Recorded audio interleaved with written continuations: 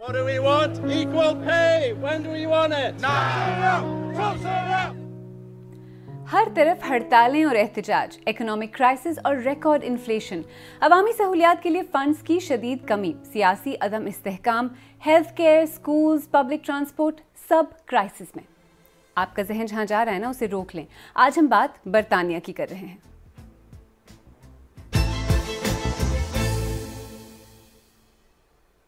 मेरा नाम आलिया नाज़की है और आप बीबीसी उर्दू का प्रोग्राम सैरबीन देख रहे हैं। एक्सपर्ट्स कहते हैं कि इस तरह के हालात बरतानिया में 70 की दहाई के बाद से नहीं देखे गए और बढ़ती हुई महंगाई, कॉस्ट ऑफ लिविंग क्राइसिस का वाज़ेह असर लोगों की रोज़मर्रा की ज़िंदगी में नज़र आ रहा है। हमने यहाँ लंदन में कुछ लोगों से इसी बारे में बात की। I only live on my pension. That's all I have, my pension, which is £700 a month. So I do like my gas, my lecky, food obviously. 2 meals a day. If I'm really hungry, I'll eat 3. Heating, I used to have the heating on if I was in most of the day, all around the house, whereas now I just keep it to one room of a night. इस वजह से हमारी बहुत मुश्किलात हम सामना कर रही है, ख़ास करके इलेक्ट्रिसिटी और गैस बिल, जो इस मौसम में सबको पता है कि बहुत ठंड है। सो इस सर्दी में हम कैसे हम पैसा जोड़ के ज़िंदगी गुजार रहे हैं, बहुत मुश्किल हो रही है। And I said sometimes I think, I'll get rid of my car. I can get rid of that, not have that. And then I think, well, that's me lifeline as well. That's how I get to work. It's how I get to. तो बरतानिया जैसे मुल्क में ये सब हो क्या रहा है, इसे समझने के लिए यहाँ पर यूके की इकोनॉमी की हालत पर एक क्विक नज़र डालते हैं।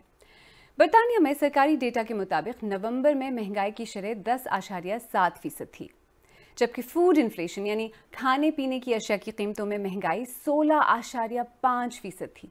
इस सब के बावजूद सरकारी मुलाजिमीन की तनख्वाहें इस साल ऑन एवरेज सिर्फ 2.7% बढ़ी, और इस सब की एक बड़ी वजह यह है कि बरतानिया की इकोनॉमी श्रिंक हो रही है।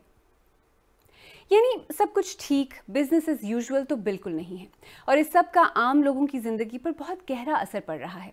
आइए आपको लंदन में रहने वाली पाकिस्तानी निजात सामिया अजीम से मिलाते हैं। पिछले 12 साल से मैं लंदन में ही हूँ। 2010 से लेकर 2018 तक का जो लंदन था और 2018 के बाद से अब तक का जो लंदन है वो टोटली डिफरेंट है। 2018 से 2021 तक मैं पाकिस्तान में थी, और 2021 के बाद जब मैं यहाँ पर आई तो यहाँ पर आके टोटली हर चीज़ जो है वो चेंज थी। बिजली, गैस, इन सारी चीज़ों को तो छोड़ ही दें, उनके बगैर तो आप नहीं रह सकते हैं, वो तो आपको हर सूरत देनी ही देनी है। बाकी जो आपकी बेसिक हैं, जिसमें आटा है, राइस है, ऑयल है, ब्रेड है, एग्स हैं, इन सारी चीज़ों की प्राइस अब अगर इतनी बढ़ जाएगी कि एक आम इंसान की पहुंच से दूर हो जाएगी तो आम बंदा क्या खाएगा।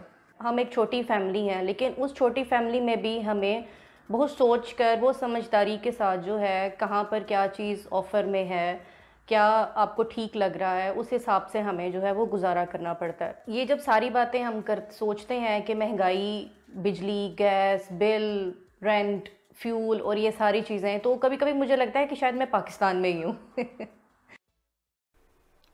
और फिर आजकल बरतानिया में ऐसा लगता है कि कड़ाके की सर्दी के साथ साथ हड़तालों की बहार है। आइए आपको क्विकली दिखाते हैं कि कौन कौन स्ट्राइक कर रहा है।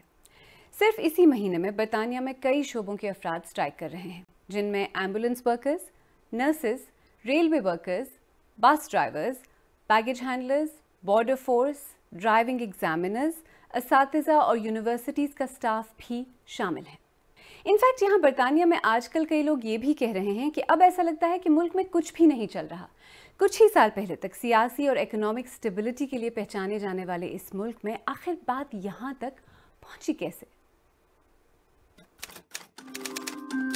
पहले यूरोपीय यूनियन से निकलने का फैसला, फिर कोविड ने घेरा और उसके बाद यूक्रेन की जंग में कूद पड़े। नतीजा साफ नजर आ रहा है, हर तरफ हड़तालें और एहतजाज, हर शोबे के लोग सड़कों पर। सेहत और तालीम जैसी बुनियादी सहूलियात भी मुश्किलात का शिकार हैं।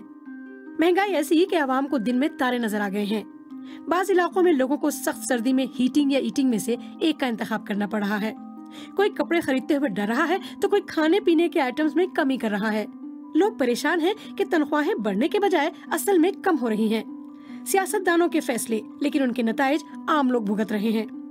क्या ये बर्तानिया है, दुनिया की छठी बड़ी इकोनॉमी? यकीन नहीं आता। वाकई यकीन नहीं आता, लेकिन जो लोग हड़ताल कर रहे हैं वो क्या कहते हैं, वो आखिर चाहते क्या हैं? I think it is such a shame that I want to leave nursing within the first 3 years. It's just really, really difficult out there. I often have to look after 14 patients and run the ward at the same time.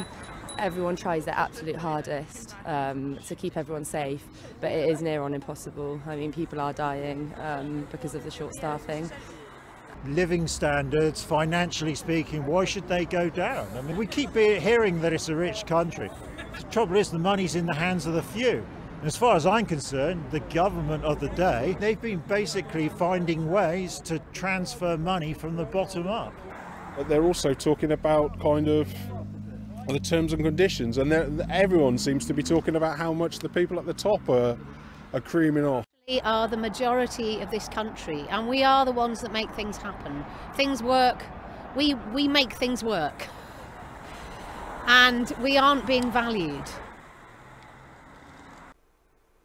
बर्तानिया में पिछले 12 साल से conservative party इख्तिदार में है और अब कई लोग मौजूदा सूरत हाल के लिए हुकूमत को जिम्मेदार ठहरा रहे हैं।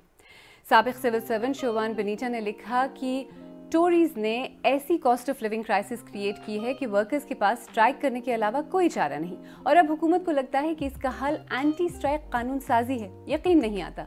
ग्रेटर मैनचेस्टर के मेयर एंडी बर्नम ने लिखा कि कोविड के दौरान इमरजेंसी वर्कर्स को हीरो कहा गया और अब उन्हें विलन की तरह पेश किया जा रहा है। ये गलत और ख़तरनाक है। पब्लिक सेक्टर तनख्वाहों के लिए हुकूमत की तरफ से एक नई अप्रोच की ज़रूरत है।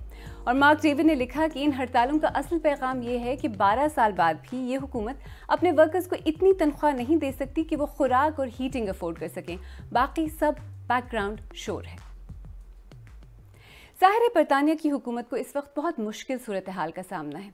शायद सबसे अहम सवाल यह है कि हालात को बेहतर बनाने के लिए अब आगे क्या किया जा सकता है।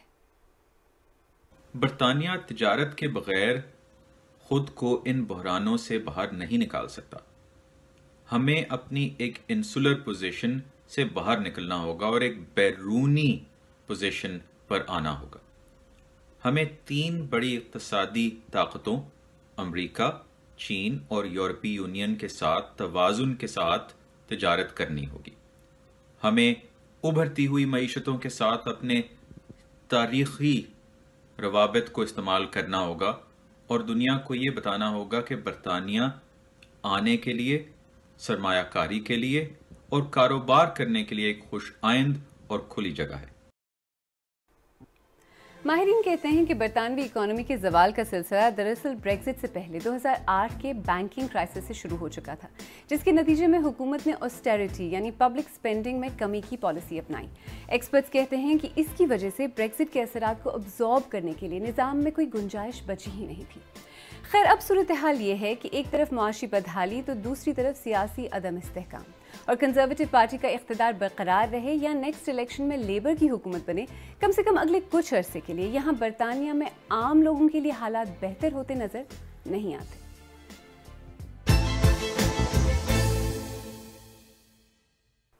अगर आपको हमारा प्रोग्राम पसंद आया तो हमारे YouTube चैनल को सब्सक्राइब करें, बेल आइकन पर क्लिक करें और प्रोग्राम का लिंक अपने दोस्तों के साथ शेयर करें। और आप सेरबीन की पुरानी किस्तें देखना चाहें तो यहाँ क्लिक करके भी देख सकते हैं।